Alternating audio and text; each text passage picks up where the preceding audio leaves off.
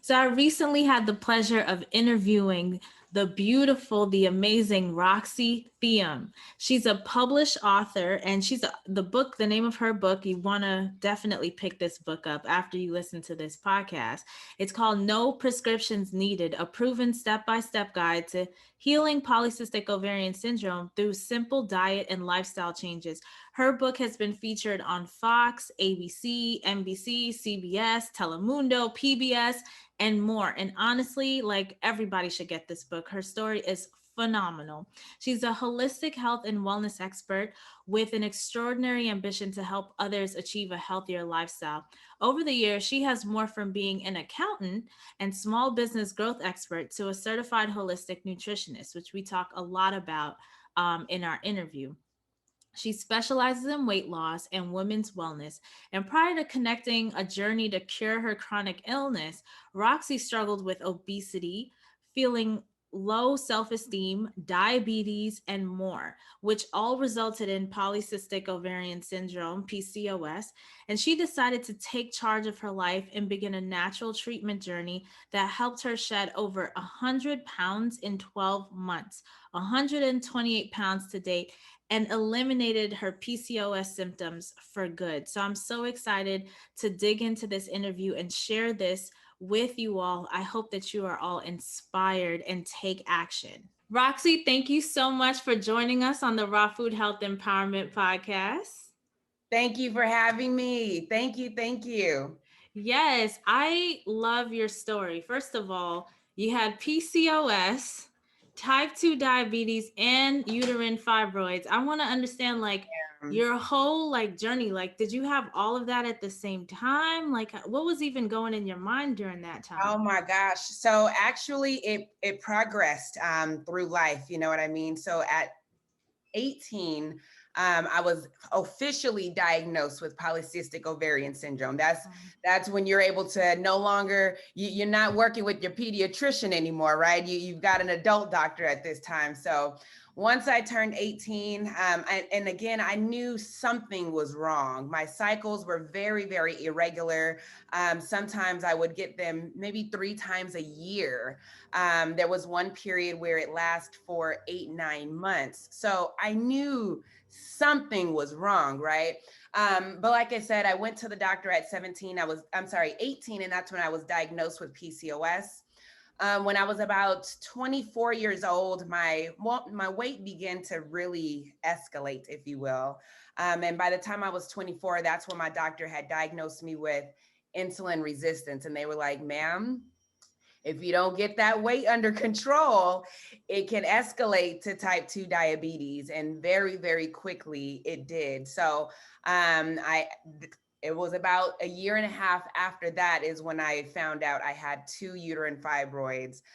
So it kind of it progressed. Absolutely. What do you think led you to that point?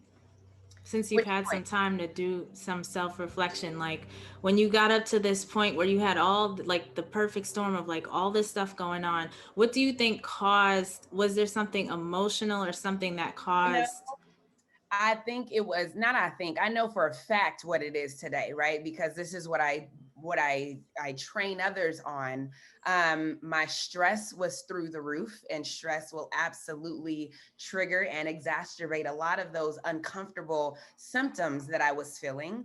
I Mm-hmm. know for a fact that it was my diet. I was eating a lot of dairy, eating a lot of red meat, not eating a lot of fiber, not including a lot of vegetables. So definitely it was my diet, not getting enough sleep. I was one of those women who worked very long hours during the day and then had to come home and had responsibilities and didn't really get to bed until about 12, 1, 2 o'clock in the morning, and then had to be back up at 7, 6, 7 o'clock in the morning, right, to do it all over again. So sleep 1000% is going to trigger the body to hang on to fat.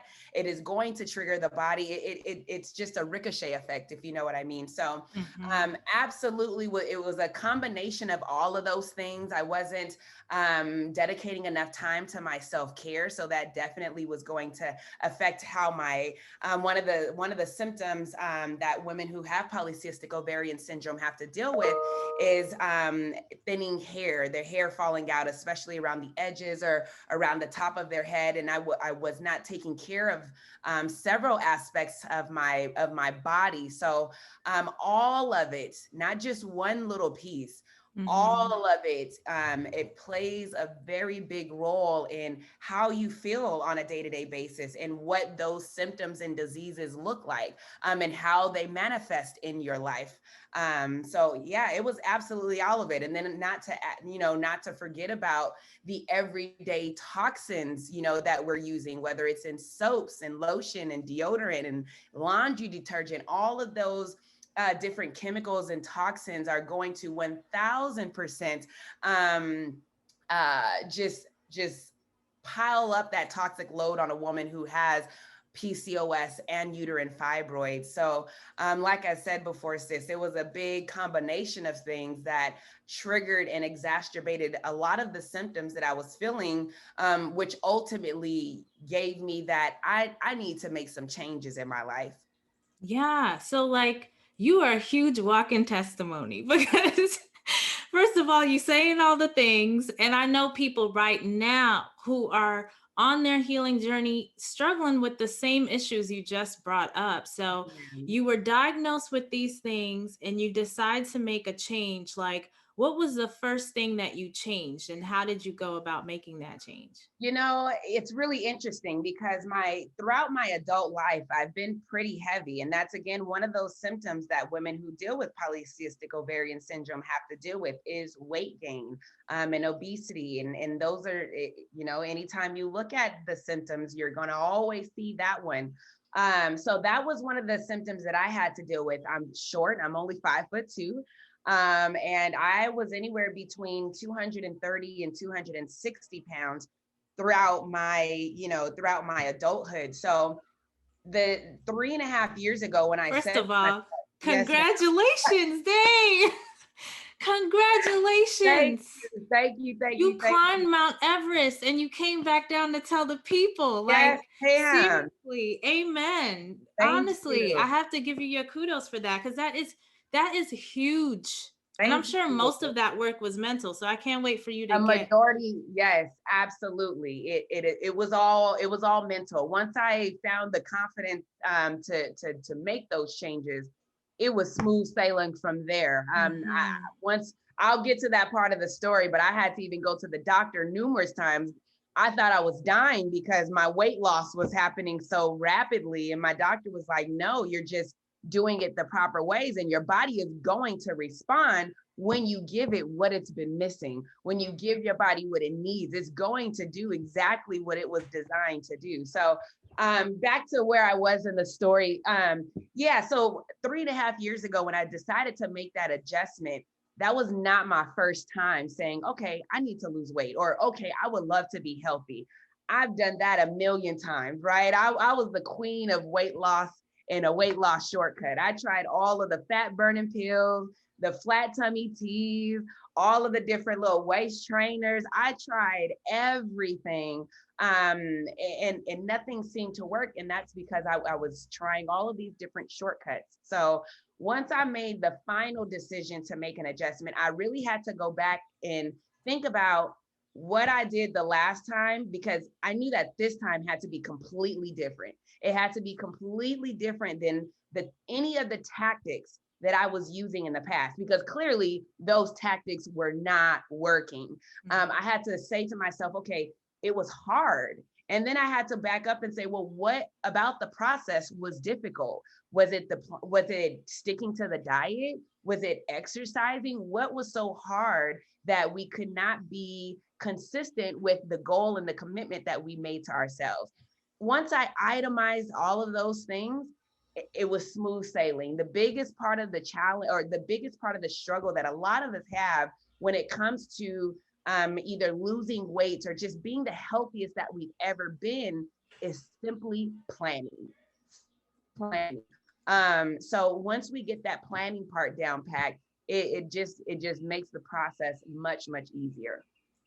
So how did you plan? Because I'm thinking about when you mentioned you had long hours at work and you're Yes, traveling, so you're yes, coming home late. And so how are you even planning meals? How are you planning your life for less yes, stress? How are you planning all of yes. that? Great questions. It was a little bit of an adjustment. So first I needed to figure out, first I needed to know what it was in my life that needed the change. I knew my diet needed the change. I knew I needed to get more, to be more moving, right? I needed more movement. Exercise was not my thing. And I also knew that stress was a big, big piece of the puzzle. And I wanted to eliminate anything and everything that was causing stress in my life, all the way down to chopping onions. Okay. Even that was stressful to me. So I had to find ways to really eliminate those stressors, because if I didn't, then it was going to be too hard. And Mhm. at that moment in my life, I was easy to just stop at the too hard process. So for me, I knew that the easiest thing for me to try to adjust was my diet. I already knew exercise was just not my, it was not my forte at that moment. Okay. Exercise was not my thing at the time. So I said, okay, I had all, and I knew previously I always first went to the exercise. Whenever I said, okay, I'm ready to make that change, that lifestyle change, I immediately went to the exercise and I put the diet second. So this time I said, okay, self, you have to do something different than you've done before to see a result that you've never seen before, right? So I said, okay, let me try going into the kitchen. Let's put diet first and then see how that goes. So one of the first things that I did was I knew I needed the knowledge. I'm a very visual person. So the first thing that I did was I sat down and watched a couple documentaries right off of Netflix and Hulu. I watched What the Health and Food Inc.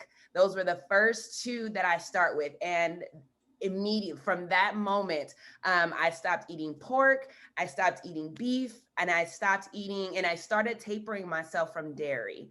So that was really how I started. And I knew that I needed a replacement, right? Just eliminating something is not going to work. You need to find a replacement. So even if you're eliminating dairy from your diet, we'll go to the milk area. You're going to want to replace that with a different type of milk, right? Mhm. So I needed to find those replacements. That's how I started my process. Another thing that I did when I started my process, again, back to the planning, I didn't feel like I had a lot of time to cook. I also didn't really like cooking. I'm gonna be 1,000% honest. I really did not enjoy cooking. I just didn't. I felt like it took a lot of time. It stressed me out. It just was a process that I had to do after a long, busy day. Now I had to go home and work again. Mhm. That was my mindset when it came to cooking. So I had to really make that process easy for me. So I knew about meal planning, right? And meal planning really intimidated me, just like the word exercise. I had to redefine what meal planning meant. When I thought meal planning, my brain immediately went to a countertop full of Tupperwares, full of like little meals inside of the Tupperware, all nicely organized and portioned out, and then a nice refrigerator with all of these Tupperwares. My life does not, it just does not work in that type of way. So I had to redefine even what does meal planning mean? Meal planning does not necessarily have to be what you see on Instagram and what that person's meal planning process looks like. Let's make a meal planning process that works for you. And that's what I had to do. My meal planning process was super simple. Literally, in the beginning, I had got a piece of printer paper, an ink pen. I wrote Monday, Tuesday, Wednesday, Thursday, Friday, all the way down to the bottom, breakfast, lunch, dinner, snack, hopped onto my Pinterest, typed in healthy meals, right? I had to make it really simple and brainless for me in order for me to be consistent. Does that make sense? Yeah. Because if it was not, then the challenge of it was going to just make me revert back to what I was used to. Mm-hmm, mm-hmm. Yeah. And you're talking too about decision fatigue too, right? You work a whole long day. Yes. You come Yes. home hungry. That Yes. food needs to already be ready because Listen, at that sis. point, Yes. the brain is done. We want Done. to just rest. Yeah. So that is so interesting to me. So like even you didn't like cooking, so you're searching on Pinterest for recipes. I'm thinking like, how did you even, because a lot of these recipes, they could be overwhelming. Listen, okay, so I again, I'm the queen of a Google, okay? So I'm a great searcher, sis.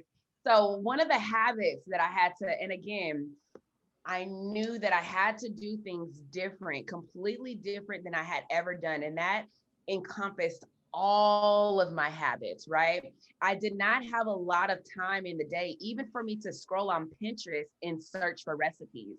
I had to really kind of maneuver when that can take place for me. So what I did, and I listen, this might be TMI for some of us, on the other side, right? But every morning I use the restroom, okay, just like a majority of us. And it was a habit for me to take my cell phone with me, just like a majority of us, right? And what I used to do was I would go through Facebook, Instagram, I'm checking my emails, I'm looking at my LinkedIn, I'm doing all type of other things. And I said, okay, how about I use this time to search for recipes? How about we dedicate finding one recipe a day? We'll save it to a little board. We'll create a board that says healthy meals and dedicate to saving one recipe a day. We're on the toilet for at least, a few minutes, right? You already have your cell phone in your hand. Why don't you do something productive with that time? And then if you find your one recipe, cool, go ahead and go back to scrolling and doing whatever you need to do. But this is what you need to do first, right? So that is how I kind of created the time for myself to even search for recipes. So again, back to how I developed my search. I needed it to be very simple, sis. Very simple. I literally searched healthy 5-minute breakfast, healthy vegan lunches under 10 minutes, healthy plant-based dinners under 30 minutes, healthy dinner. Those were my searches. If I say, okay, I'm going to start practicing a plant-based diet, I don't want to spend a lot of time in the kitchen. Okay, how much time do you want to spend? I got 15 minutes. All right, cool. 15 minutes. What kind of food are you looking for? Breakfast, lunch, dinner, snack. I think I want to search for breakfast recipes today. Make it so simple for yourself. It does not have to be rocket science. And that's literally how I did my search. I love Pinterest because literally exactly what I searched, 5-minute breakfast, 5-minute plant-based breakfasts that were healthy. And I've got hundreds on hundreds to choose from, scroll through with pictures and little recipes and reviews and all types of things. I loved it. It just made my process very, very simple. And soon I was able to go from saving one recipe, that morning to now I'm able to search for 3 and 4 recipes because now Pinterest knows exactly what it is that I'm looking for. It just makes the process so simple. So once you get started with that routine, my passion, my fire for my health overrode, me wanting to scroll on Facebook. You know what I'm saying?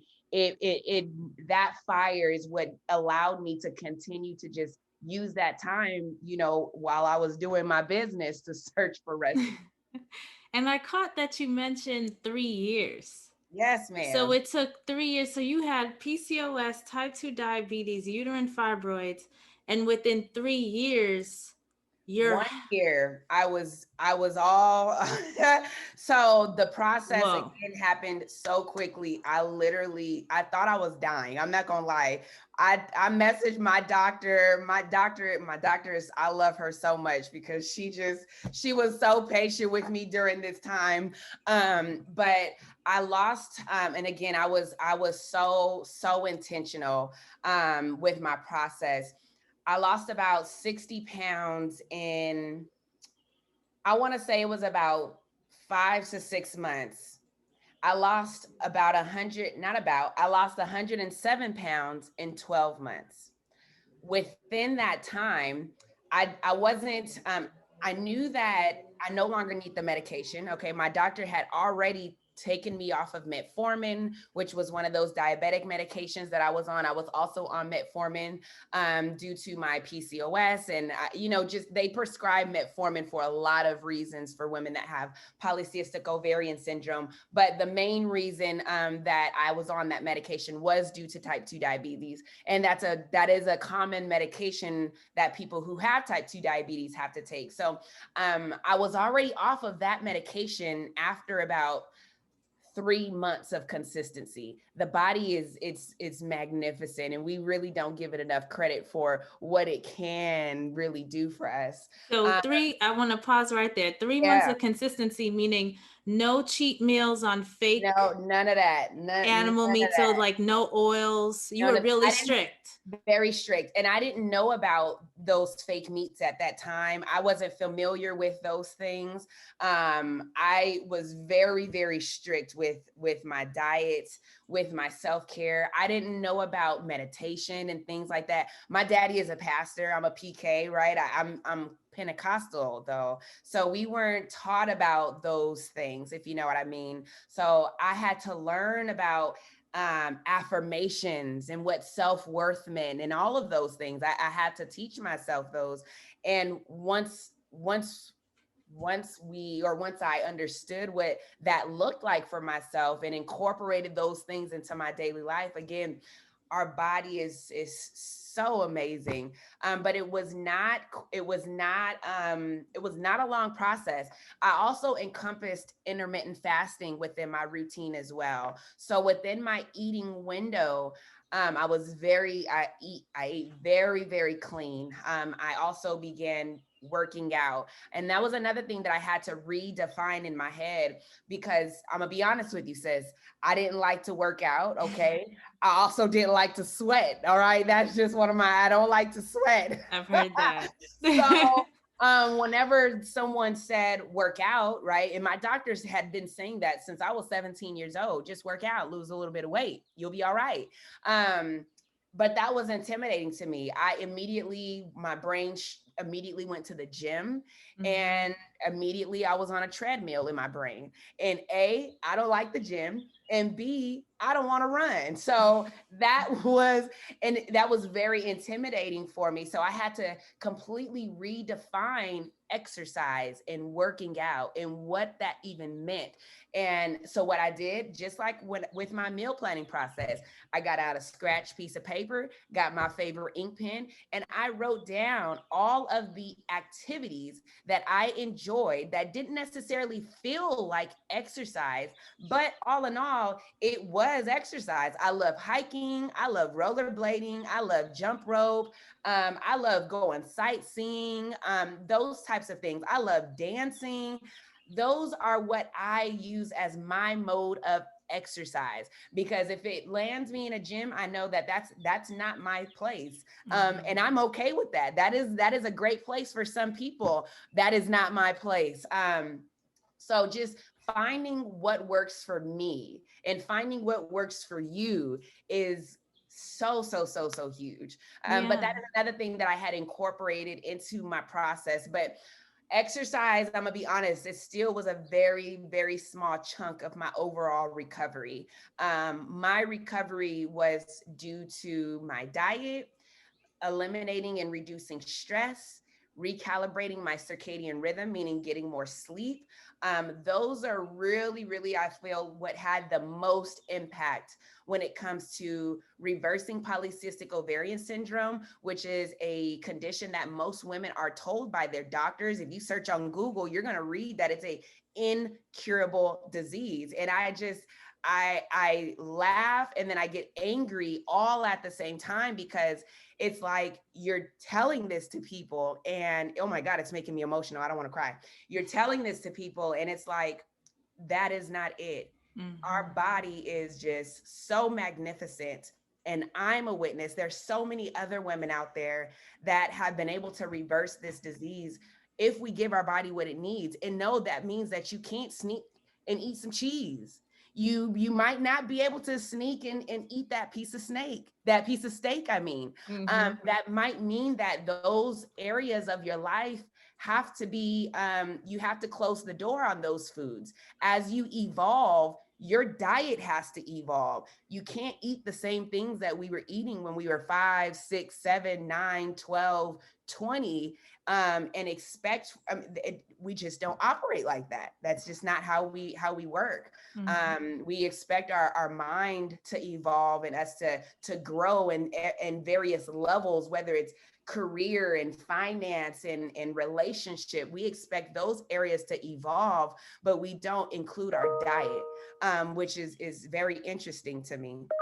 Yeah. I mean, wow. Like I could talk to you for days. First of all, I love how passionate you are, because I could tell that we are passionate about the same things, because the same way you feel about PCOS and how they're messaging it, I feel that same way about type 2 diabetes. Yeah. And all of the funding right now, where it's going, it's like, oh, well, you have all this money, but yet we still have food deserts in this country. Right. Think like if when you look at the people who are affected by these diseases, Absolutely. they tend to be food insecure, they tend to be in low income neighborhoods. Absolutely. So yeah, it's horrible, it's heartbreaking, it's Yeah. heartbreaking. But I love that you mentioned like the main keys, the stress part though, if we could just spend a little bit of time there, because how did you decipher like what areas were causing the most stress, and how did you fix that to get the most out of this really quick transition?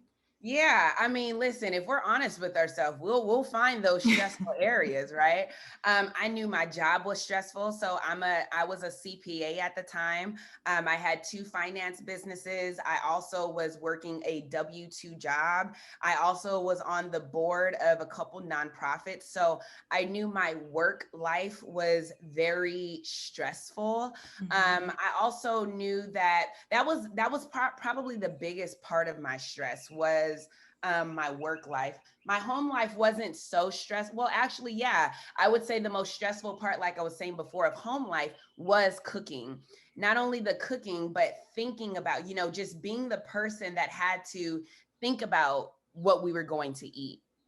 And then being the person that had to go get the food and then So you prepare have a the family food. with children? I do. So I don't have biological children, but throughout my life, it's so interesting how life works, right? I've been this live-in stepmother for quite some time. I do have stepchildren now. I am married today. Our entire family here, we're all plant-based. My children today, again, like I was saying before, one of the most stressful things in my life was the cooking process. So I had to eliminate that stress. We as women hold so much more power again than we give ourselves credit for. So everyone in my family contributes to the cooking process. Everyone has a dinner night and they go in the kitchen and they make a meal, and it's been that way for the past several years. And it teaches them about plant-based eating, plant-based cooking, and understanding what that looks like and how it affects the body. And it works beautifully for our family. I love teaching families how to transition from the SAD diet, the standard American diet, to a more plant-based way of living. It's 1,000% possible. My husband, let's talk about stresses. I don't want to take over your show, girl. No, I mean, this is all life-saving Yes, information, because yes, that's where people yes, get caught up, is yes, like they're struggling, they don't know why things aren't happening fast enough for them. yeah, And here you are, you said in 3 months I was over it. And I think the sense of urgency was so real for you, because you yes, said that I felt like I was gonna die. yes, yes, And yes. that part, like it lights a fire under people, I feel like. Absolutely, absolutely. It's really interesting though, because a lot of people, even when you receive that diagnosis, or when they receive that diagnosis, the statistics that show the percentage of people who actually make a change after they receive that diagnosis is rather low. But yeah, I had a completely different desire, a completely different burning desire, if you will. Same with my husband. He was diagnosed with heart disease, coronary artery disease, congestive heart failure. He had a blood clot in his heart. We were in the hospital for several weeks. Yeah, he was, this was right before his 35th birthday. So all of these different heart medications, he was on 9 different pills twice a day. They told him he was going to have to take those pills for the rest of his life. And here we are less than 2 years later, and he's on one pill every other day. So That's awesome. again, when you give your body what it needs and eliminates that stuff that it doesn't need, it definitely makes a difference. Stress is one of the biggest contributing factors to the top killers here in the United States. It's also one of the biggest reasons why people are showing up at the doctor. It is stress. So that is exactly what I did, sis. I had to figure out those areas of my life that were stressful. Work was stressful. The kitchen was stressful to me. Meal planning was stressful to me. Even my finances at that time, even that became stressful to me, just juggling everything. I had to write all of those things down, find out where it's stressful and how I can solve it. I'm like I said before, I'm a CPA, so I'm a problem solver. I can wallow in the mess for a little bit, but I'm very much so my brain will snap into, okay, well, how can we fix it? I get into that fix it mode pretty quickly, I but could tell. yeah, You're a yeah, planner. I am a planner. And I had to really bring those things from my job into my life because like I said before, this wasn't my first time trying to lose weight and go through my process. I had done this a million times and I had to find out why it was so difficult. When I'm at the office, I have to keep track of people's money. I have to make sure their finances are paid on time. I have to send out reports. I'm going to budgeting meetings. How am I able to keep all of these things in order at work? But when it comes to my personal life, it just seems so scattered, right? I had to really sit down and figure that answer out. I tried numerous different tactics. First, I was like, okay, I knew that I needed to plan things out. How am I going to do it? So at first I started off with my cell phone, right? I started putting everything in a little calendar. I created all of these awesome alerts. And then it just became too easy to press the snooze button. So I'm like, okay, that doesn't work. So then I had to go to tactic number 2. All right, what am I going to do next? I went to the Dollar Tree. I got one of those calendars that you can hang on your wall. And I just started writing in, okay, breakfast, lunch, dinner. These are my exercise days. I'm like, okay, maybe I need a little calendar. Nope, that didn't work. So I said, okay, let's try a planner, right? I went on Amazon. I bought the most expensive, fanciest planner that I can find to see if that's what it was, which was causing me to not stay consistent. And, wasn't the planner. I still got the planner in my room under my bed, sis. Ain't used that planner much since I got it. What ended up working, and then that's when I was like, okay, this is crazy. At work, I am this dynamic person. Again, why isn't it not translating into my home? So I literally went to my office and I sat there looking around like, what is it that keeps me organized? Something in here is keeping me organized and I need it at my home. And I realized that every single office that I had ever worked in, I had one of those big whiteboard calendars, those huge whiteboard calendars, right? So I said, oh my gosh, I think that's what it, and literally I have that calendar right in my kitchen to this day. We use it all the time. So finding what it is, and it might take trial after trial after trial for you to figure out that one thing that clicks. Even when it comes to finding those different plant-based meals, it might take trial after trial, brand after brand for you to find those ones that work for you. But stay consistent and keep going with it because you're going to find what it is that works for you if you're being honest with yourself, and able to open your eyes and look with that third eye, not always those 2 eyes that we've got on our face. Those sometimes are deceiving. Using your other eye also works. You are preaching today, Roxy. Honestly, this is such a blessing to so many people. I already know like everything is just straight gems, gems, Thank you, gems, gems. sis. Thank you. Thank Thank you so much for like being an example, coming and telling the people how you did it. I think that's just so phenomenal. It's an amazing feat that you went through, and like how you really were strategic about doing it. You were not playing games. No games, sis. You like, No this games. is my life. I am taking it Yes, back. yes, yes, I love that. absolutely. And did you use herbs on this journey? Did that help You know, facilitate? great question. I use herbs, but I didn't know about herbs in the start of my journey the way that I do now.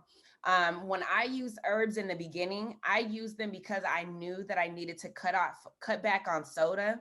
I also knew I needed to cut back on coffee. I knew I needed to cut back on juice. But I also knew I didn't really like water. Okay. So I had to find that replacement.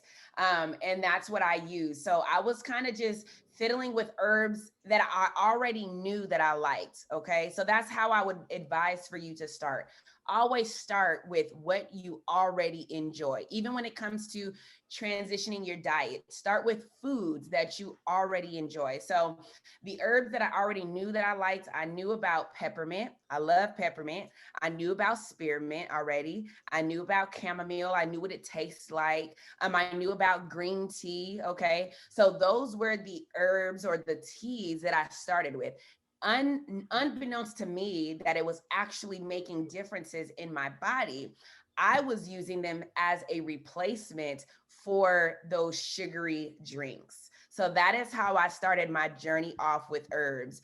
Then I began to learn a little bit more once I decided that I wanted to really start tapering off of the medication. So before I really transitioned my diet in order to get off of the metformin, I learned about herbs that worked in a similar way that metformin did. So that's when I learned about chasteberry, and I learned about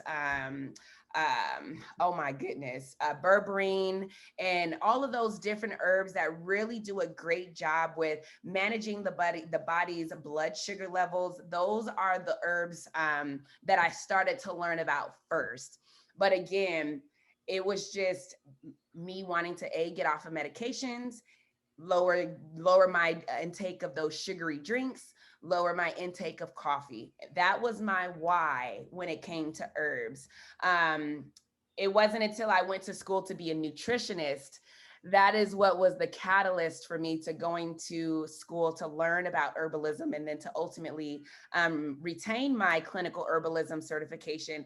It was from going through my holistic nutritionist certification, and in that schooling, that's when I really learned about what herbs can really do for the body. And I was like, oh my God, this is magnificent. And I went that deeper path in herbalism. But it definitely did not start that way. It started as, I know I need to get off this coffee. I know I need to get off of this soda and this juice.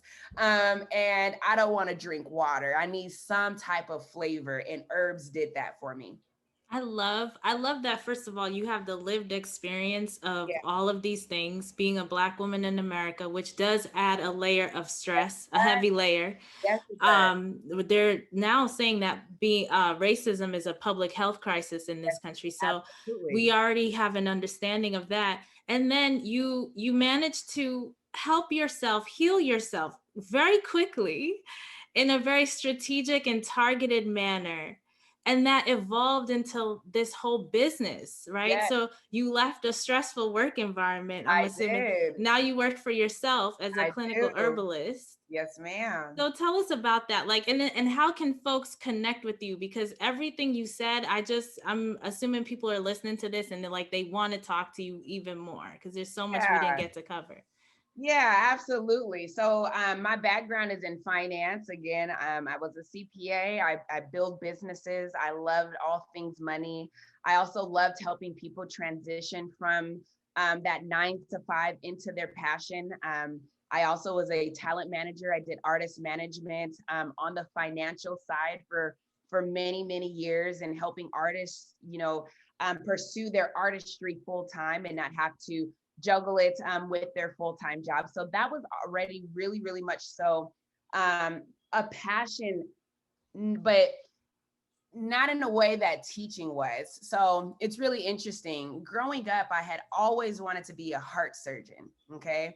And once I realized that heart surgeons have to be in school for quite some time, I said, okay, well, I would love to be a math teacher. And math teaching and teaching was my thing. I always wanted to be a math teacher. So I went to school and I began to pursue education and teaching. And I fell into the workplace of accounting. And then I was like, well, I could do this.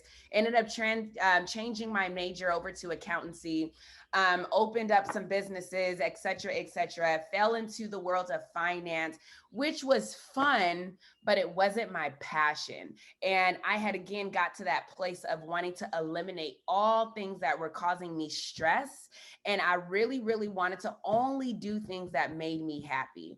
And although my job was providing a great lifestyle for me, it was very stressful and it did not make me happy. What I really wanted to do was be a nomad of the world, travel the world, and just be of service, right? But again, like how I got to make an income some kind of way. But that is really where my passion was. I wanted to travel the world and be of service. So I said, how can I travel the world and be of service? Now, while I was working at my W-2 job as a CPA, that is when I was going through my health transformation. And whenever you go through a transformation such as that, you're not only transforming your health, okay, it's going to really play effect in your spiritual life.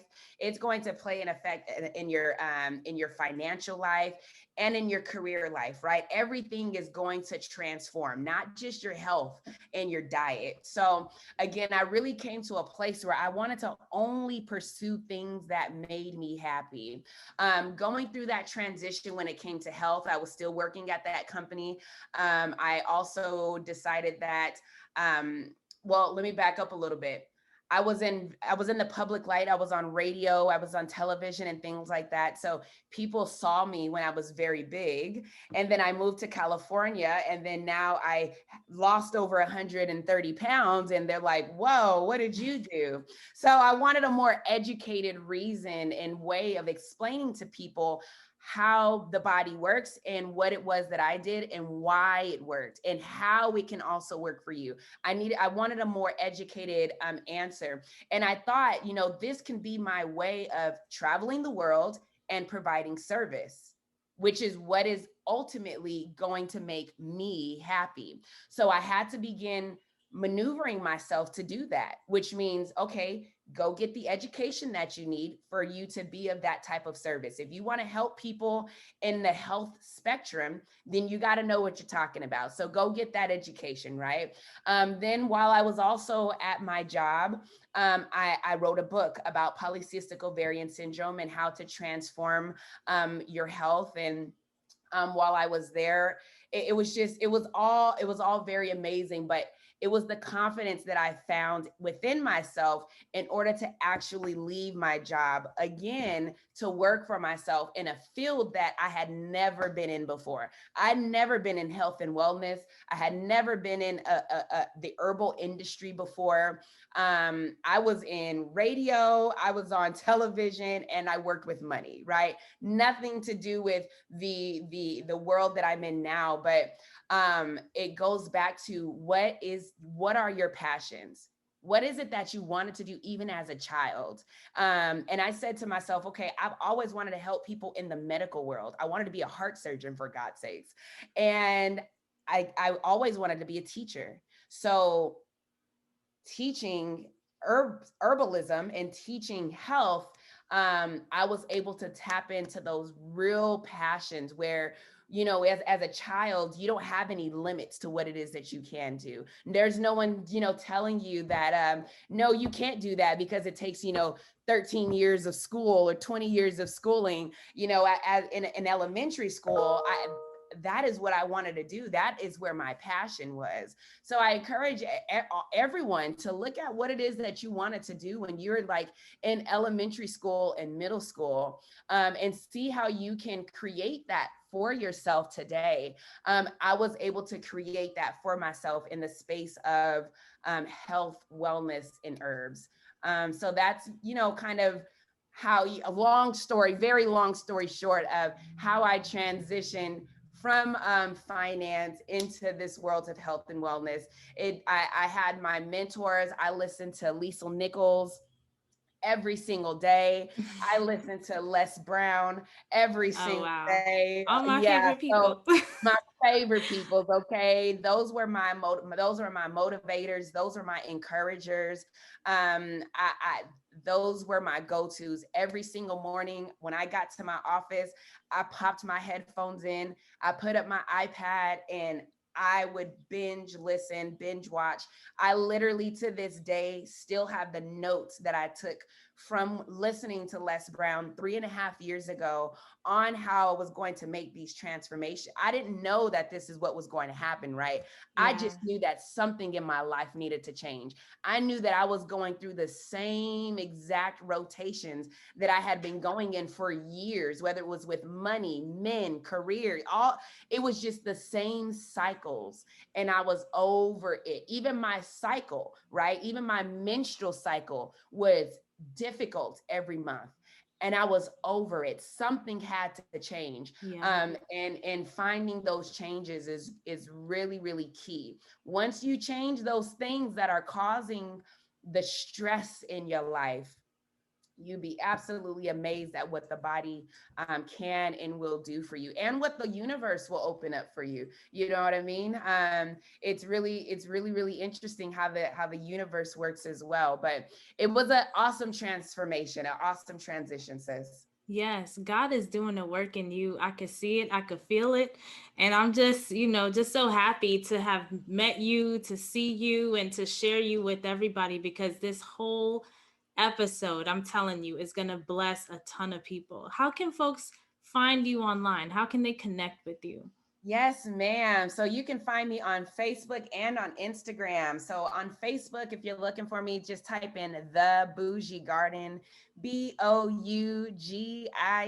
The Bougie Garden. And that's where you'll find all my herbal classes, the herbal products that we have on the market. I love teaching. We have workshops every week, every 2 weeks. So come on by and check out some of the things that we have to offer. If you're looking for a health coaching, you can find me at Finesse Life Holistics. Okay. So and I'm on Facebook and Instagram under Finesse Life Holistics. My website is the same, www.finesselifeholistics.com. Or you can find me at The Bougie Garden. If you're looking for us on the web, www.bougieteaparty, okay? bougieteaparty.com. Awesome. And we're going to make sure to have all those links in the show notes. Roxi, it has been an immense pleasure. Thank you so much. Thank you.